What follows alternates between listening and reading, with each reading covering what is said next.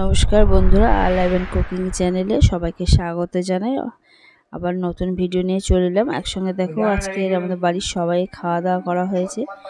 আজকে মেনু ছিল কলমি শাক আর নোটের শাক একসঙ্গে ভাজা হয়েছিল, উচ্ছে আলু ভাজা, আর চিংড়ি মাছের একটু ঝাল হয়েছিল পোস্ত আর জিরে দিয়ে। আর এখানে দেখো মৃগেল মাছ ছিল বড়, এখানে 2.5 কিলো মৃগেল মাছ, ডিমও ছিল। আজকে মৃগেল মাছ আলু দিয়ে একটা ঝোল মতো করা হয়েছিল। দেখো, এই আমার ছোটো মেয়ে আর আমার জায়েরা হচ্ছে গিয়ে সবজিগুলো কাটছে। চিংড়িও নিয়ে আসা হয়েছে, মাছ কেটে নিয়ে আসা হয়েছে, আর তার সঙ্গে মাছের ডিম অনেকটা পরিমাণ ছিল। বাচ্চারা যেহেতু ডিম খেতে ভালোবাসে, ওই জন্য মাছটা 2.5 কিলো মাছ, কিন্তু ডিমটা অনেক পরিমাণটা ছিল। আরে দেখো, উচ্ছে আলু ভাজা আমি বসিয়ে দিয়েছি গ্যাসে, আর এপাশে আগে থেকে নুন আর হলুদ মাখিয়ে আমি মাছটা রেখেছিলাম। মাছগুলোকে ভেজে নেব। বন্ধুরা, ভিডিওটা অনেক লং হয়ে যাবে বলে আমি কেটে কেটে তোমাদেরকে বলে দিচ্ছি কিভাবে আমি রান্না করেছি। পুরো ভিডিও হয়তো তোমাদের দেখাতে পারিনি সমস্ত রেসিপিগুলো, কিন্তু কিভাবে করেছি আমি তোমাদেরকে শেয়ার করছি তোমাদের সঙ্গে। দেখো, উচ্ছেটা ভাজা হয়ে গেছে, এবার তুলে নেবো। আর এপাশে মাছটা ভাজছি। দেখো, উচ্ছে ভাজার পরে আলু ভাজি। উচ্ছে আলু একসঙ্গে ভাজিনি, কারণ বাচ্চারা অনেক সময় উচ্ছে খায় না, ওই জন্যে ওদের জন্য আলু ভাজা হয়েছে। দেখো, আলাদা আলাদা উচ্ছে আলু ভাজা হয়েছে।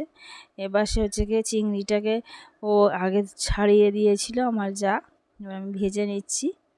আর যেহেতু আমাদের আজকে 16 জন রান্না করা হয়েছে, 16 জনের, সেই জন্য হচ্ছে গিয়ে পরিমাণটা একটু বেশি। তাই এখানে চিংড়ির ঝাল বসালাম, শুকনো লঙ্কা ফোড়ন দিয়েছি, আর পেঁয়াজ, 2টো পেঁয়াজ কুচি কুচি করে কাটা হয়েছে, ওটা দিয়ে ভেজে নেব। আর ওপাশে কলমি শাক আর নোটে শাক কুচিয়ে রেখেছিলাম, সেটাকে নুন হলুদ আর পেঁয়াজ আর কালো জিরে তেলে ফোড়ন দিয়েছি, শুকনো লঙ্কা দিয়ে নুন হলুদ দিয়ে এটা চাপা দিয়ে রেখেছি। দিয়ে ওটা সিদ্ধ হয়ে গেলে শাকটা ভেজে নেব। আর এপাশে দেখো, পেঁয়াজটা ভাজা হয়ে গেছে। এবার আমি কিছু টমেটো কুচিয়ে রেখেছিলাম, যেটা আমার যা কুচিয়ে দিয়েছিল, সেটাকে আমি ভেজে দিচ্ছি ওই পেঁয়াজের সঙ্গে। এখানটায় অন্য রসুন বা আদার ব্যবহার করব না, এখানটায় জিরে আর পোস্ত ব্যবহার করব। দেখো, এখানটায় মোটামুটি লঙ্কা হলুদ দিয়েছি আর লবণও দিয়েছি। দিয়ে হচ্ছে গিয়ে প্রথমে আমি একটু জিরে বাটা দিয়ে দেবো। দেখো, জিরে বাটা দিয়ে দিলাম। জিরেটা ভাজা হয়ে গেলে জিরে যে জলটা ছিল সেটা দিয়ে দিলাম। দেওয়া হয়ে গেলে একটু ভালো করে মশলার সঙ্গে এটা ভেজে নেব। এইভাবে তোমরা করবে, ভালো লাগবে। পোস্তটাও দিয়ে দিলাম। আর অন্যান্য মশলা এখানটার কিছুই ব্যবহার করিনি, লঙ্কা হলুদ জিরে বাটা আর পোস্ত বাটা আর লবণ দিয়ে এইটা করেছি। দেখো, দেখতেই পাচ্ছ, কিন্তু আজকে একটু গরমটা পড়েছিল বলে একটু হালকা রান্নাই করা হয়েছে, খুব বেশি ঝাল মশলাও ব্যবহার করা হয়নি। 16 জনের রান্নায় দেখতেই পাচ্ছ খুব কম মশলাই ব্যবহার করেছি। আর পাশে দেখো, শাকটা হয়ে এসেছে, এবার নামিয়ে নেব। শাকটাও খুব রিচ করিনি, একটু পোস্ত দেওয়ার ইচ্ছা ছিল, কিন্তু বললো গরমের জন্য অত কিছু মশলা দেওয়ার দরকার নেই, সেই জন্য। দেখো, এখানে জলটা দিয়ে দিয়েছি। এবারে গ্রেভিটা ফুটে উঠলে চিংড়িটাকে আমি দিয়ে এটা নামিয়ে নেব।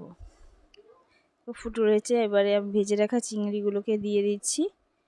তা বন্ধুরা, খুব সিম্পল রেসিপি, তোমরা এই রেসিপিগুলো বাড়িতে এই গরমের সময় যদি বানিয়ে খাও, দেখবে তোমাদের শরীর খুব ভালো থাকবে। আর আজকে অনেক দিন পরে, তো যেহেতু স্কুলে ছুটি পড়ে গেছে আমাদের, সেই জন্য অনেক দিন পরে এলাম বাড়িতে, সবাই মিলে খাওয়ার একটা আনন্দই হচ্ছে।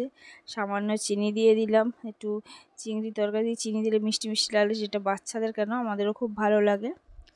এইভাবে আমি চিংড়িটাকে করে নেব। দেখো, তোমরা দেখতে পাচ্ছ কত সুন্দর লাগছে। একটু পরে নামে একটু ধনেপাতা দিয়ে দিয়েছি। দেখো, এবার ওপাশে পটল আলু তরকারি করা হয়েছিল, সেটা দেখানো হয়নি তোমাদের। এই পটলের আলু ভাজছিলাম। দেখো, পটল আলু তরকারি। আর এপাশে দেখো আমের চাটনি হবে, সেই জন্য আমটাকে সিদ্ধ করে নেব। নিয়ে ও গরম জলটা ফুললে আমটা দেব, দিয়ে তাতে সিদ্ধ হয়ে গেলে আমটা একটু লবণ আর চিনি দিয়ে দেবো, দিয়ে একটু সামান্য কর্নফ্লাওয়ার জলে গুলে ওতে দিয়ে দিলেই আমের চাটনি রেডি হয়ে যাবে। আর কিছুটা কিশমিশ আর কাজু দেওয়া হয়েছিল। আর দেখো এখানে মাছের ঝোলে আলু হচ্ছে ভেজে নেওয়া হচ্ছে। এখানে পরিমাণটা অনেকটাই, এটা অবশ্য উনুনে করা হচ্ছিল, আর ওইগুলো আমি গ্যাসে করেছি। এটা আমার যা উনানেই করছিল, ওই জন্য ক্যামেরা একটু অসুবিধাই হয়েছিল। আর আমি তো যখন করছিলাম আমি এক হাতে ক্যামেরা করছিলাম আর এক হাতে আমি রান্না করছিলাম। রান্নাঘর স্পেসটা কম বলে ওখানটায় কেউ দাঁড়িয়ে যে ক্যামেরা করবে সে সুযোগই ছিল না, জায়গা স্পেসটাই ছিল না। দেখো এবার এখানটায় আলুগুলো ভাজা হয়ে গেছে মাছের। এবার যা তেলটা ছিল সেই তেলে পেঁয়াজ দেওয়া হচ্ছে। পেঁয়াজটা খুব ভালোভাবে ভেজে নেওয়া হবে।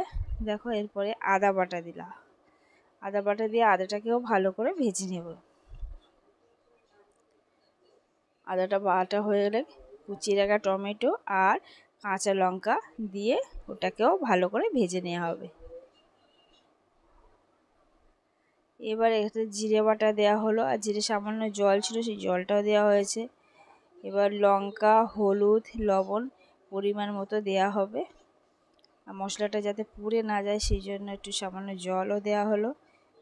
আর বন্ধুরা এই গরমের সময় এই হালকা মাছের ঝোল, পুকুরের টাটকা মাছের ঝোল এত ভালো লেগেছে তোমাদেরকে কি বলবো। সবাই তো এই গরম যেহেতু পড়েছে এই হালকা রান্নাটা খেয়ে সবাই বলেছে খুবই ভালো হয়েছে। তোমরা বন্ধুরা বাড়িতে অবশ্যই এরকম হালকাভাবে রান্না করবে এই গরমের সময় শরীরকে সুস্থ রাখার জন্য, দেখবে ভালো লাগবে। আর যেহেতু আমরা হচ্ছে কি একই ফ্যামিলিতে থাকি, সবাই আলাদাই থাকি, কিন্তু কোনো অনুষ্ঠান বা ছুটি থাকলে আমরা প্রায় একসঙ্গেই খাই। দেখো ভেজে রাখা আলুগুলোকেও দেওয়া হলো।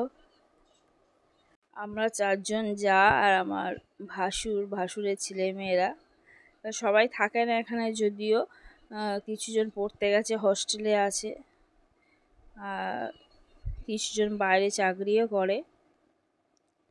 যারা আমরা বাড়িতে থাকি তারাই হচ্ছে কি একসঙ্গে যখন ছুটি পড়ে আমরা একসঙ্গে খাই। আর ছোটো মেয়ে স্কুলে এখনও ছুটি পড়েনি, কিন্তু বড় মেয়ে স্কুলে ছুটি পড়ে গেছে। দেখো ভাজা মাছগুলোকে দিয়ে দেওয়া হচ্ছে।